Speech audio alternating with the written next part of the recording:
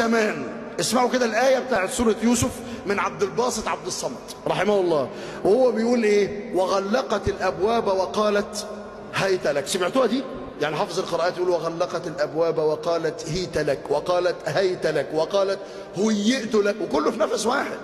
في نفس واحد قال كل ده، وبعدين قال معاذ الله، تلاقي نفسك انت قلت الله.